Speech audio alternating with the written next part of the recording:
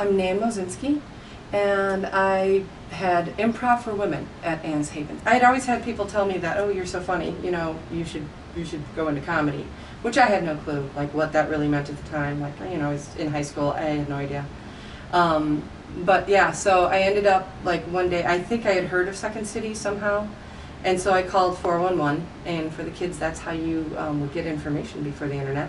And I asked for the number of Second City, and I just called it and signed up for the classes, and it was the most random and the most life-changing thing that I ever did. That started me really on the path to all of this, and it's been a constant in my life since then. So in one form or another, I've been either participating, teaching, learning, doing whatever, improv. Aren't we all just kind of making it up as we go along, really? I started in improv back in 1992, and I went all through the training center at Second City. I went through Improv Olympia, and then I was in my own improv group for about 5 years after that, and then continued doing improv for the rest of my life, basically.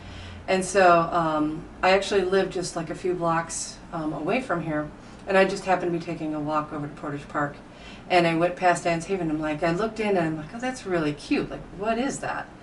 And I saw that it was decorated really nicely, and it's decorated like, kind of to my taste too. So I'm like, oh, like woodsy and really inviting and welcoming. And so I thought, oh, what's that about? And at first I thought it was just like a women's shelter or something. But then I looked into it, and I'm like, that sounds like just the place that I can do this kind of thing. And so I approached Janet and had proposed to her that I could run this class, and she absolutely jumped at the idea. She thought it was great. She'd been involved in theater as well, and she understood the importance of it.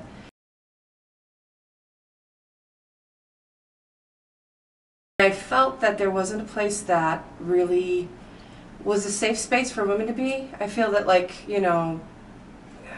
when there's men present, you tend to be a little bit inhibited. And I feel that,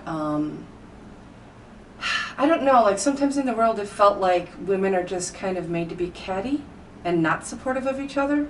So I thought that it would be like a good environment to be truly playful and truly supportive of each other and kind of do that. And I didn't really see that there was much or anything like that anywhere around.